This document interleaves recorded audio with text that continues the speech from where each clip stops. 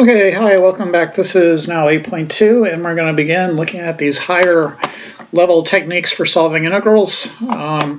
If you were into the more computer science aspect of it, this kind of technique is going to be called a heuristic technique, and that it's not something you technically want to just pull out of the bag whenever you're going to do an integral. Okay, it's essentially, I always tell one of my students that always love to use these other high power techniques. It's kind of like using, and this may be an exaggeration, but using a nuclear bomb to hammer in a nail. Okay, what I'm trying to say about it is just that these kind of transformations that are procedures that we'll learn are cost. They have a cost associated with them, and that they take more time.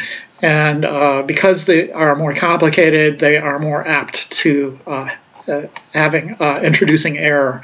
So there are a lot of these heuristic methods that we're going to learn in Chapter 8, kind of scrolling through kind of the computer program, which would kind of go through each bit. The one we're most interested is in this one called integration by parts. So it's a very important technique. It's one of the two main techniques, I would say, heuristic techniques that are necessary for doing at least computer integrals. Integration by parts also comes up in this other paper on neural networks. So if you are familiar with like contemporary computer science, they worry a lot about the machine learning and artificial intelligence and what is that? So neural networks, yeah. So neural networks is kind of like a model of the human brain. Like there's all these nodes, and the nodes fire if certain conditions are met. And what you do is optimize the firing constraints on the nodes. And the way you do it is by building data sets of sort of integrals. And so what they'll do is kind of just do a bunch of integrals and put them into kind of a bowl of some sort. Or they will do a bunch of derivatives and put those into a bowl, or they'll do kind of both together, or they actually do something called backwards generation with integration by parts. And this is the formula for integration by parts down here that we're going to see. And it turns out if you know this integral here, then you kind of will know this integral here, and you could build your what they call a training set that you would cut the computer loose on to improve the weights on the neural the nodes and the neural whatever they call it. Okay, so this is, again, it's a very important method. It's all over the place. The honors class, they'll study more about the computer aspects. If you're wondering what they do in the honors class, that's kind of what they do. It's this more of a computer approach. And understanding, that technology that's progressed so quickly. So anyways, what is integration by parts? What is just the basics, Mr. Stroop? We don't need all this other stuff, right? So where does it come from? How do we derive it? It's derived from the product rule.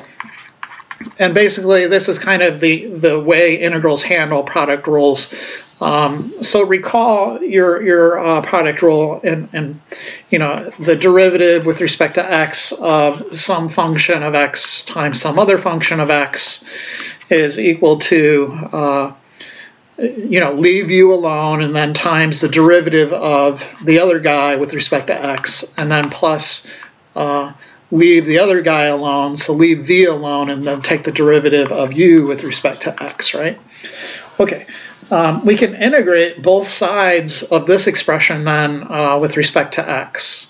And it looks like a little bit like what we would do when we were working with the integrating factor in like 6.5-ish, right? So we integrate both sides with respect to x. On the left, the derivative and the integral kind of cancel each other out, and we're left with u times v. On the right, we can rewrite things a little bit by kind of distributing this dx, so to speak. So we'll end up with the integral of u dv plus and we're going to split this into two integrals, the integral of v du, and then we're going to solve for u dv. Okay, so we'll take this guy and leave it there and then swap sides, etc. And that's the integral by parts formula. Okay. So we have u v minus the integral of v du. And that's clearly, hopefully, what we see in the computer program for integration by parts. They don't write it the same way. They use G's and H's. Okay, so let's see this in all of its context and kind of appreciate how it works. So an example is kind of in order. This is just something taken from the book, e to the negative 4x times e to the negative 4x dx. Okay, so I want to identify what is the u and what is the dv, and there's kind of a way of figuring out which is which, but I'll just tell you in this example, the u part is going to be x, and then the dv we're going to have be the rest of it. This is my u, and then the rest of it is dv. Okay. In order to kind of rewrite it using this transformation, we're going to need u, which we have. We're going to need v, which we don't have. Okay, so I forgot to write the rest of this in. dv is e to the negative 4x dx. So I need v, and what else do I need? I need du as well, right? So looking at the formula at the top of the screen, I needed a u, which I have. I needed a v, which I don't have, but I can get by integrating dv. Okay, and then I also need a v, which I'll have once I integrate, and then a du, which I can get by taking the derivative of u. Okay, so let me rewrite this a little bit so it looks a little prettier. Okay, so in order to get v, I need to integrate dv. Okay, so in the margin, back in the day, you would do arithmetic and, multiplying, adding fractions. Now you're going to be doing little integrals in your margin. Okay, so here it is. We could do a u sub for negative 4x, and then du be negative 4 dx. And of course, dx will be negative du over 4. Okay, so we have a constant to worry about. So this will be the integral of e to the u times negative du over 4. We could factor out the negative 1/4. Okay. And then we have the integral of e to the u du. And then we could go ahead and integrate e to the u is just now e to the u. And then back sub, and we don't need the constant. So e to negative 1/4 e to the negative 4x. Okay, I'm smushing that in. So that is what v is, negative 1/4 e to the negative 4x. Okay, and then what else? I need the du. So the du you just get from taking the derivative of u. So the derivative of u will be 1. The derivative of x is 1, and then you have to tack on the dx because this is a differential form of the derivative. Okay. Okay, that's all the material you need. I kind of, when I see you do your test, I expect to see that. Okay, that's something that shows me that you're not using a calculator and you've actually watched the videos and learned something. Okay, so I need to see this. This is a must show in your work. Okay. You can use different letters. You can kind of, it annoys me, you can put it in a different order if you want to, but this is the way I do it. Okay, so I need to see some variation of that. Okay, so on the right, the transformation will be u times v. So in my table, u times v, that gives me, rewriting it a bit, negative 1/4 x e to the negative 4x. And then I have the integral of v du. Okay, and I'm going to factor out the negative 1/4 from the integral. Okay, so it'll be minus, because it's always minus, negative 1/4 integral of e to the negative 4x times 1 dx, which is just dx. Okay, and then I'm going to clean it up a bit. So negative 1/4 x e to the negative 4x plus 1/4 integral of e to the negative 4x dx. And lo and behold, this integral we've already done. The integral of e to the negative 4x is in the margin there, so we can rewrite that, do a substitution for that integral. Negative 1/4 x e to the negative 4x plus 1/4 times, substituting this now in, negative 1/4 e to the negative 4x, and then of course don't forget your plus c. Okay, clean it up for me. So this next test is actually a written test, so you probably won't be able to get away with just leaving it look like a mess. You're going to have to present your answer for me. So negative 1/16 e to the negative 4x, and then plus your integration constant. Okay, so that's your first gentle introduction into integration by parts. It's very kind of algorithmic. You know, you just want to hand it to a computer and say, here, you deal with this. But there are some issues still that we would need to tell the computer. In particular, how do I know what is U and what is dV? Okay, and that question is given as an acronym, LEATE. Okay, LEATE says how to do it. And it's kind of an order of operations saying, like, please excuse my dear Aunt Sally. And what this tells you is the first one is U and the second one is dV. So it basically tells you which is U. Okay. So what is LEATE? LEATE stands for logs, inverse trig,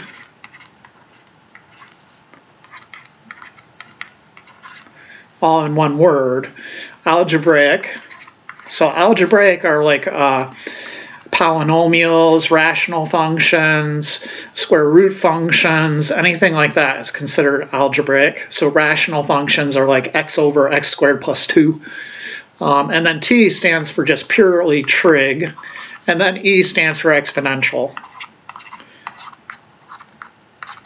Okay.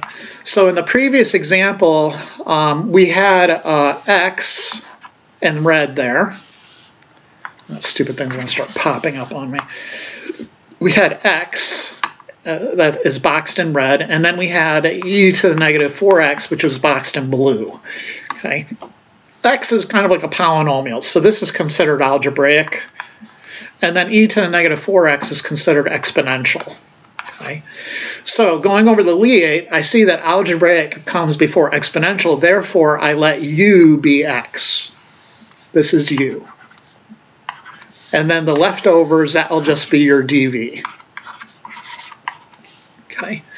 Honestly, you're kind of, usually you'll be forced to do it in a certain way because for u, we're always taking the derivative. So that's generally something we could always do. But the integral is not. The integral is something we may not be able to do anyway. So sometimes just the fact that you're not able to do the integral will force your u to be a certain factor. Okay. So look at this next example. It's kind of will illustrate that fact. So I have t ln of t plus 1. dt. So this time the two factors are t and ln of t plus 1. So, t is algebraic, ln of t plus 1 is log, so u must be the log. Okay, but let's think about it just rationally. Let me write my u and my dv down here. And of course my pen will not change color. Now I need to go back here. So u and dv. For dv, I'm going to need to be able to integrate it to get v, right? So if I made the natural log of t plus 1 my dv, t plus 1 dt, that ain't going to work because I don't know how to integrate the ln of t plus 1. So there's just no way to pull that off, and you're kind of forced to make u into that part, ln of t plus 1. Okay? Because I know how to take the derivative of that, but I don't know how to take the integral, so it's forced. Your hand is forced. And then dv must be the leftover bits, the t dt part. Okay. And then you can go ahead and get all your information. So integrating t, I get t squared over 2. And then differentiating ln of t plus 1 is 1 all over t plus 1 dt. Okay. So there's our information. And then to do by parts, we're going to go this times this. So it'll be t squared over 2 times the ln of t plus 1 minus the integral of v du, which we can factor out on 1/2, and then we'll have t squared all over t plus 1 once we make it look nice and pretty. Okay. Okay. On the first integral, the first part is done. Now, the second part, this integral here, I need to do a long division. Okay. You could also add and subtract 1, but typically that's a little longer, so I'm just going to do long division. It says t squared divided by t plus 1. So I ask myself, what times t is t squared? Oh, that's just t. So t squared, and then plus 0t, and then plus 0. Wait, you're good.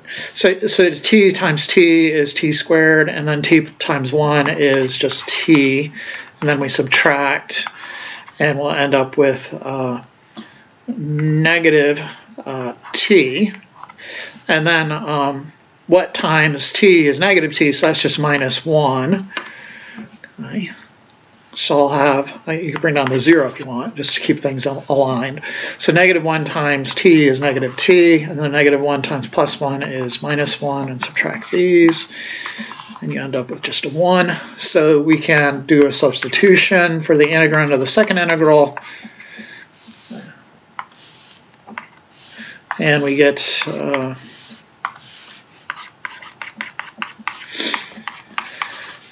1/2 times the integral of t minus 1 plus 1 all over t plus 1 dt. And then, let's box this up. So this would be all work you would need to show on the test. T squared over 2 ln of t plus 1 minus 1/2. And then the integral of t is t squared over 2 minus the integral of 1 is t, plus the integral of 1 over t plus, you can do a u sub, but ultimately it'll be ln of the absolute value of t plus 1, and then plus c. Okay. Okay, so that's well, and then you want to distribute. So this will be t squared over 2 ln of t plus 1 minus t squared over 4 plus t over 2 minus 1/2 ln absolute value of t plus 1, and then plus c. Okay. Okay, so yeah, it's a little bit longer. Like I said in the beginning of the video, these are heuristic methods. They tend to cost a little bit more. Okay. Okay. Let's go back to this question right here that I had. You know, I was forced to put ln of t plus 1 in the u position. What would be the integral of the ln of t plus 1, by the way? Can we do this integral? And is it integration by parts? Well, yeah, it is. The way you see it, the way you're going to think of it is as the product of 1 and ln of t plus 1 dt. So your u, again, is just going to be ln of t plus 1, but your v then is just going to be 1 dt. Okay? And then we could do our derivative and our integral and get our answers. So v will equal just t, and then du will be 1 all over t plus 1 dt, and then we could rewrite our integral, and then we'll have our answer, right? So this is the product of u and v. So this will be t ln of t plus 1 minus the integral of t times 1 over t plus 1, which is t over t plus 1 dt. And then that's going to give you t times ln of t plus 1 minus. On this guy, you could do long division, but you could quite easily also add and subtract a ghost number in there. So let's do that.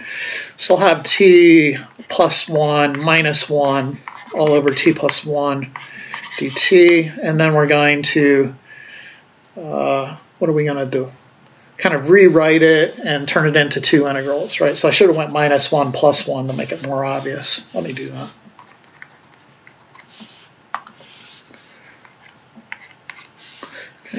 Okay, so then you'll butterfly it like this. Okay. So we'll have t ln of t plus 1 minus the integral of t minus 1 over t minus 1 dt. Let's put this all in parentheses, plus the integral of 1 all over t minus 1 dt. And then we could write t ln of t plus 1 minus the integral of t minus 1 over t minus 1 is just the integral of 1, right? So that's going to be t dt. This is just equal to the integral of 1 dt, which is equal to t.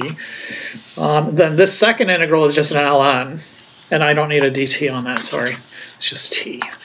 The second integral will be ln of the absolute value of t minus 1, and then plus c, and then you distribute.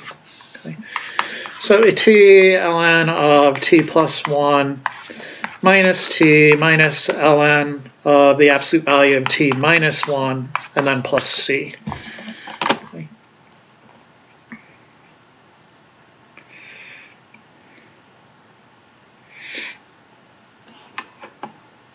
I'm just kind of looking at it, make sure I didn't make any mistakes.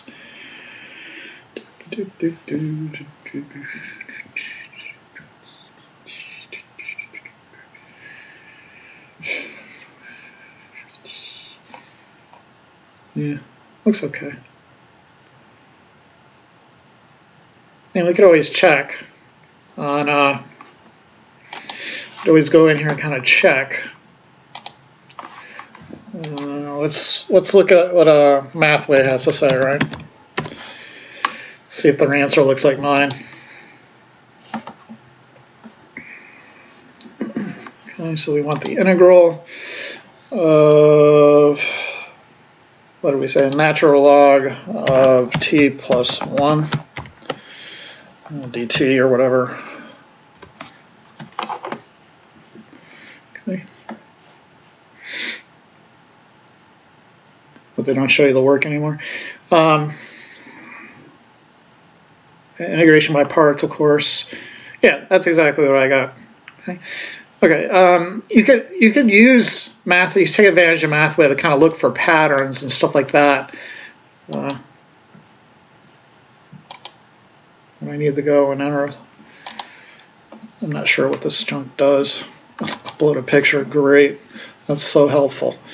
Got it. Please do not use Mathway on a test. I can always go in and check your answer to see if it looks just like Mathway's answer, or Symbolab or any of those other kind of sites. Let's see, ln of t. Let's just do t dt. Okay. So that's t ln t minus t, and then you could look for patterns. Like you could say, whoops, sorry, integral of t ln of t dt. You're kind of comparing and contrasting. So now it's like t squared. It goes up to t squared. Before it was just t, now it's kind of t squared. And then you could try integral of t squared ln t. T squared ln of t dt. So that's a little more fun than just sitting around doing integrals, kind of like looking for a pattern. And then it goes up to t cubed, right? So it looks like there's some sort of pattern there.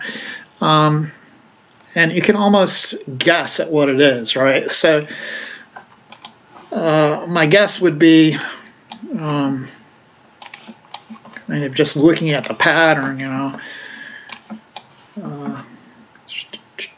Sorry. I'm trying to get the stupid things. Thank you. Okay. So looking at the pattern, I presume that if you have t to the n ln of t dt, your answer is going to be something of the form 1 all over n plus 1, we're saying, probably. ln, or just 1 over, yeah, n plus 1 times t to the n plus 1 ln of t minus, I think it's 1 over n plus 1 squared t to the n plus 1, right? So let's see if we can get that to work, and then plus c, of course. So the integral of t to the 6th ln of t dt. So we could presume that's probably going to be t to the 7th over 7 ln t minus 1 over 49 t to the 7th plus c. So let's see if that works. What is that? T to the 6th ln of t dt. Entering it. Yeah, that works. Cool. You'd have to prove it by induction and that sort of thing, but it's a little more fun than just, Okay, let's move on. Let's try this guy. Example, integral of tan inverse of x dx. Just looking at that polar prime. I think he does one that's the square root of tan inverse of x, but you could go check that out on your own if you want. Anyways, let's see. So this is another one that kind of looks like it's not by parts, but it really is. So again, you're going to kind of think of one part as just being 1. So you're going to let, say, u be tan inverse of x, because I don't know how to integrate it. And then dv is have to be 1. But anyways, Leate says, if you think about it, and our two terms are 1 and tan inverse of x. 1 is algebraic, okay, so this is algebraic, and tan inverse is inverse trig. And Leate says inverse trig comes before algebraic, so tan inverse is u. And just using the table, but what I'm saying is you kind of don't need to even remember that because it'll still work.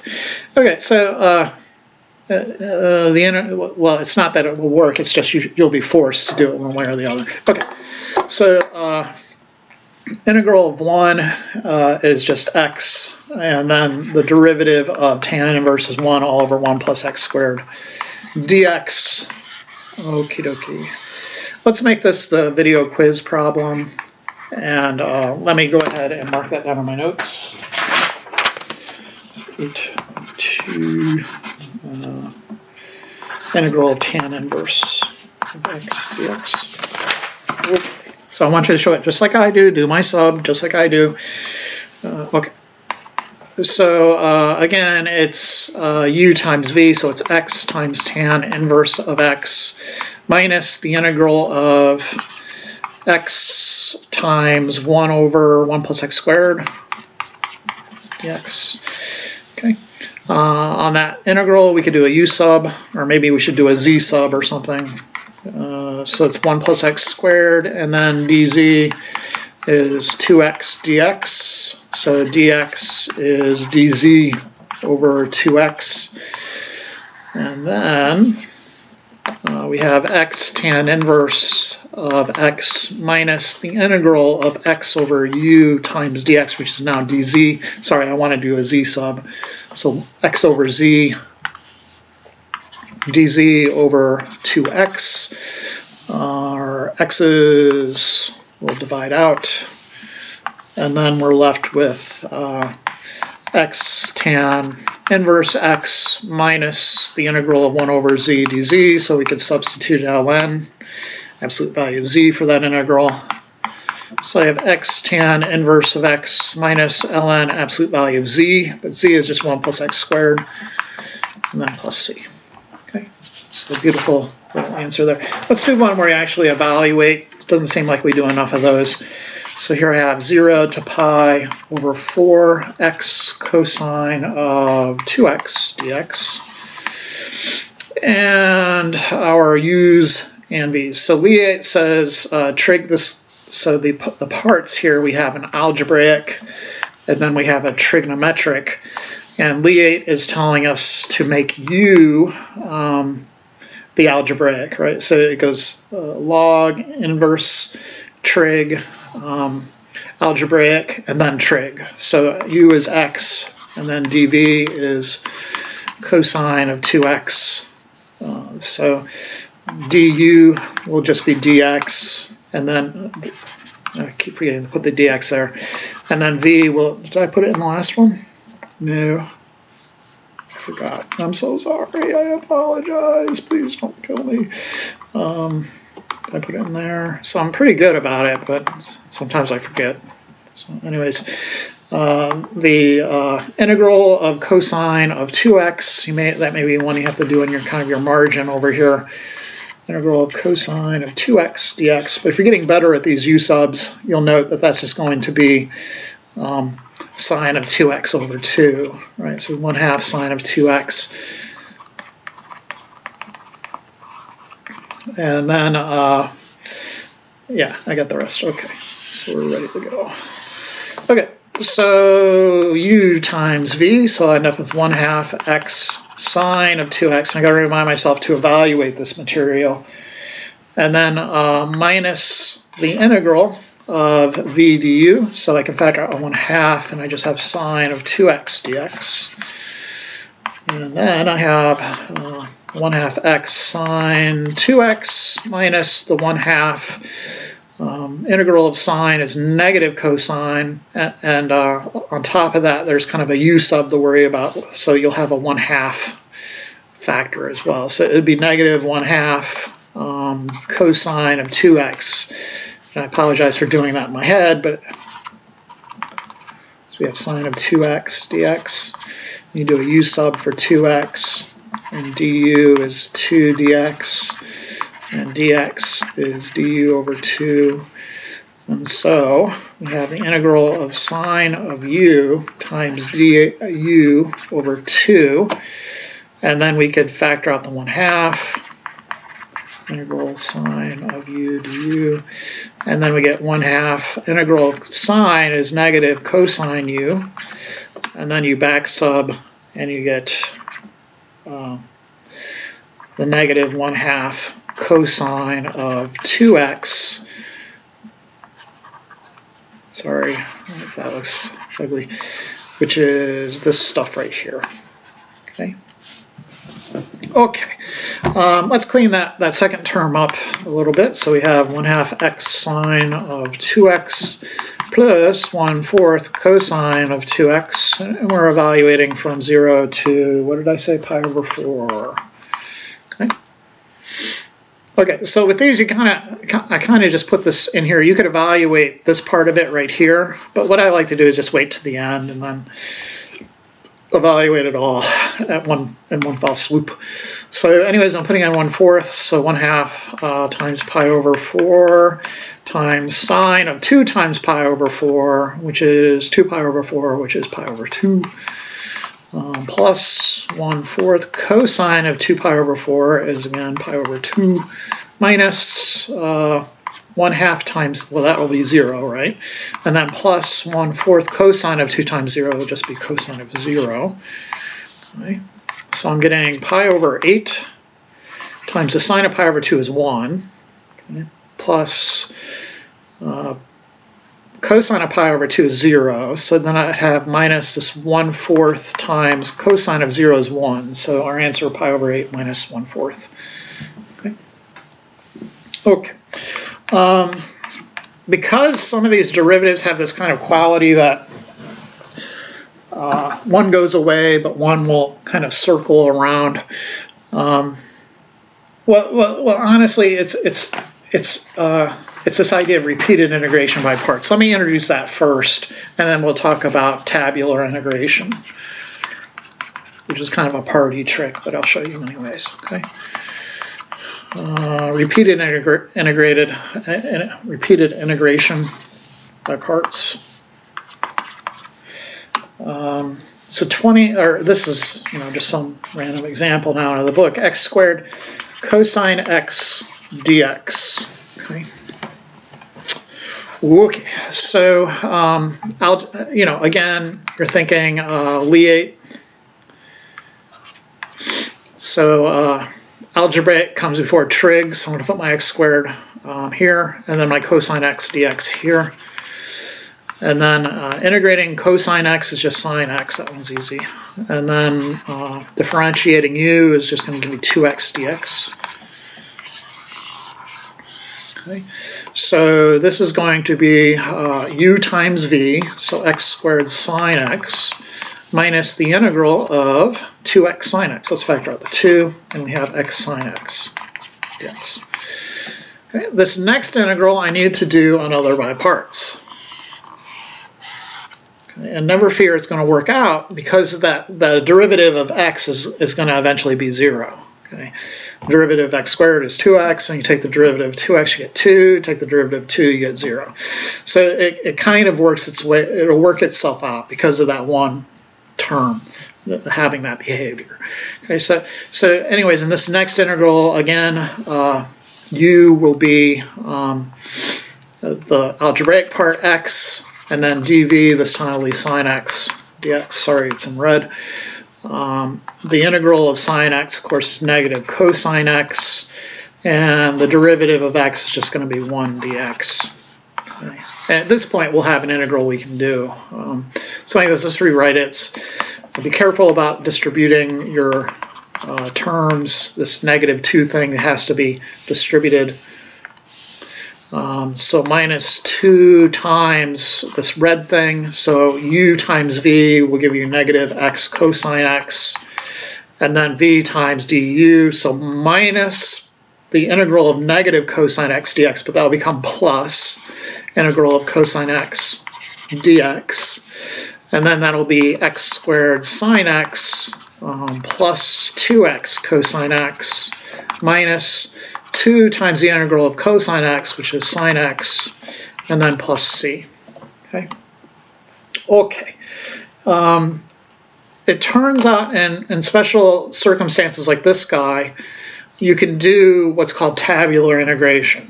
Okay. Instead of having to do multiple repeated integration, you can kind of pull this trick. Okay. So let's take a look at that trick.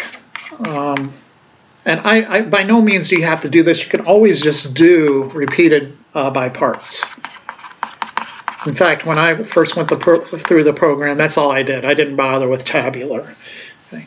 But if you're doing a lot of integrals that require this method, it's better just to use a table. So this is how it works. And it's basically just the bare bones of repeated integration by parts put into a kind of a fancy chart. And then you could keep track of the signs if you just alternate them. Okay, so let's see how this works. In the first column, you're going to put the signs. You'll go plus, minus, plus, minus, plus, minus. Okay, depending on how many terms you need to do. In the second row, or column, excuse me, you'll do derivatives or differentiating. And you want the algebraic part, the part that's going to go to 0 if you differentiate it enough. And then in the last column, you're going to integrate.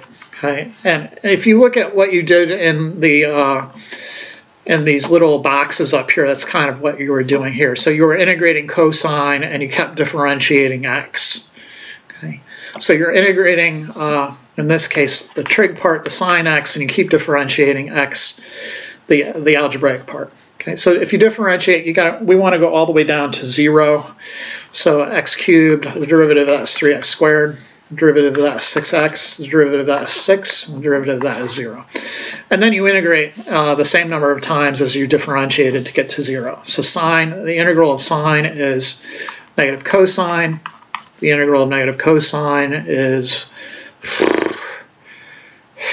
negative sine, the integral of negative sine is cosine, and then the integral of cosine, of course, is sine. And then for your answer, the way it's going to work, it'll be positive times x cubed times negative cosine x, and that'll be your first term. Okay, so our first term is negative x cubed cosine x. Then your second term will be negative times 3x squared, so negative 3x squared times negative sine x. So that'll be ending up positive 3x squared sine x.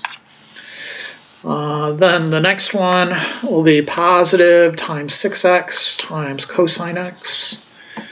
And you're ending up with just plus, not equals, plus 6x cosine x. And then the last one we need negative 6 times sine x. Okay, so this last term be minus 6 sine x plus c. And you can see that would be a nightmare to do repeated by parts. Okay, so if you do know the tabular, if you have it, like, the problem is you kind of have to have it memorized how it works, right? How to set it up and stuff.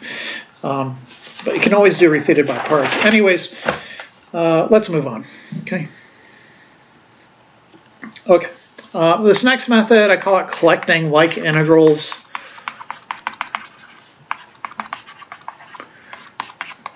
So it's a bit like you're working with an equation and you're solving for x. Okay, except now instead of solving for x, you're solving for an integral. And it's kind of weird. So anyways, let's take a look. I have the integral of e to the x times the sine, let's say, of 2x, just to make it more annoying. Okay, so how is this going to work? Let's start with Lie. Okay, so Lie says trig before algebraic, or trig before exponential, so u is sine of 2x. And then dv will be e to the x dx. So integrate e to the x, that's just e to the x. Differentiate sine of 2x, that'll be 2 cosine 2x dx. And then we could rewrite our integral. Okay. So we have the integral of u times v, e to the x sine of 2x, minus the integral of e to the x cosine of 2x dx. Okay, so it seems like we didn't really get anywhere because now we just have another integral here that kind of looks like the original integral, but that turns out to be the key. So let's kind of rewrite this, what we have. So we're saying the integral of e to the x sine of 2x dx is equal to e to the x sine of 2x minus 2 times something, another thing, which I'm going to do a by parts on. Okay. So I'm going to do another by parts on this character. And let's do that. We'll do it in red right here. Okay, so again, Lie says trig before exponential. So u is the trig, dv is e to the x. So I'll have v, e to the x dx. V is e to the x. And du will be negative 2 sine of 2t dt. So I can then substitute in for that red, that integral I boxed in red with another by parts here. I don't know how long it's going to be, but there it is. And what do I have? So I have uv, so e to the x cosine of 2t minus the integral of, it'll become plus because of that negative in the du part, and I can factor out a 2 from the integral, 2 times the integral of e to the x sine of 2t. Okay.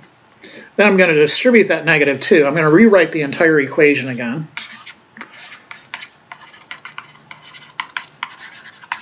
This will be e to the x sine of 2x minus 2e to the x cosine of, that should be an x, not a t. I don't know why all of a sudden I started using t's all over the place, huh? Okay, that's an x, that's an x, this is an x, and I need a dx. Sorry about that. So minus 2e to the x cosine 2x, and then minus 4 integral e to the x sine 2x dx. Right? Okay, and it seems like I've gone full circle, right? Look, this thing, which I'm trying to figure out, is now sitting right here. Okay, and that's what I meant by solving it like you would solve an equation in algebra, like 3x plus 2 equals 7x minus 1. You're going to let that be your unknown. right? And the book will call it I, so they'll rewrite it as I equals e to the x sine 2x minus 2e to the x cosine of 2x minus 4i. And then there's a plus c in here somewhere as well. We could go ahead and put it there. Add the 4i to both sides. Right? So on the left, you're getting 5i's. And that equals e to the x sine 2x minus 2e to the x cosine 2x plus c. And then for your answer, just divide both sides by by 5. Okay, excuse me. So you get e to the x sine 2x minus 2e to the x cosine of 2x all over 5 plus c over 5, which will absorb the constant and just give us c. Okay. So it's a clever trick, and it can also be applied to all kinds of other integrals. You'll see it when we do secant cubed. Let's go ahead and this will be the final example in this video. How the heck would we get secant cubed x dx, right? So we know the integral of secant squared. We know the integral of secant x dx. That's just ln a absolute value of secant x plus tan x plus c. So we can kind of say that's like I sub 1. We know I sub 2, the integral of secant squared x dx is equal to just plain old tan x plus c. And now we're kind of looking at I sub 3, right, and this sequence of integrals. So how the heck do we do this? And it's again, it's kind of, you have to be clever about it, and you have to rewrite it. Okay, so the way it's going to work is rewriting it as secant squared times secant. Okay, and then we will assign the parts based off of that. Because secant squared times secant is just secant cubed, right? And then I'm going to let dv equal secant squared because I know how to integrate that part.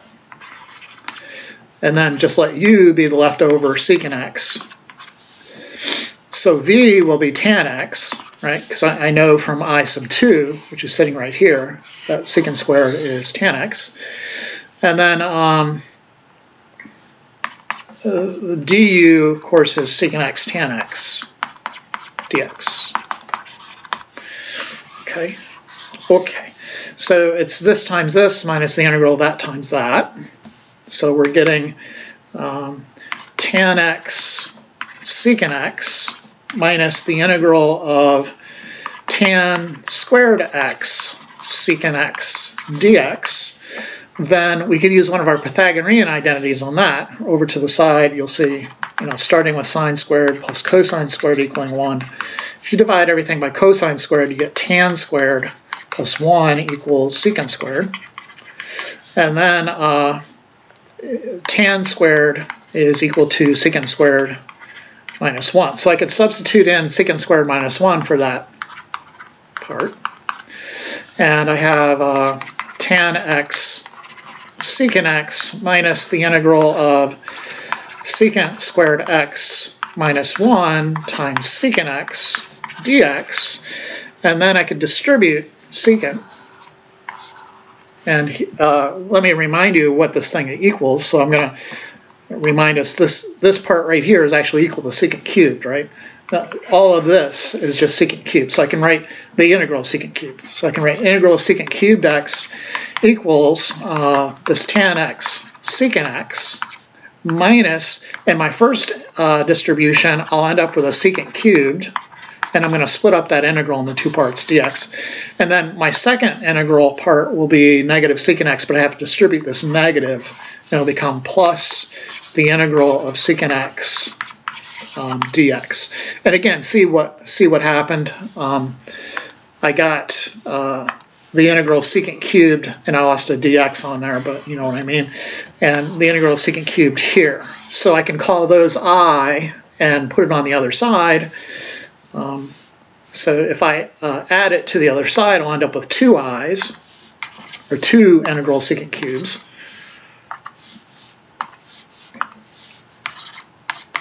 And on the other side, I'll have tan x secant x minus the integral of secant x, which we all know and love to be ln of the absolute value of secant x plus tan x, and then plus c, and then divide both sides by 2. And the integral of secant cubed is tan x secant x all over 2 minus the ln of the absolute value of secant x plus tan x, absolute value all over 2 plus c. Okay. Okay. I think in the next section we take a closer look at those trigonometric integrals. I'm not sure. I don't remember. Integration by part. Yeah. The next section is all trig integrals. So that's good to know before we get in there. But anyways, thanks for watching, and we'll see you next time.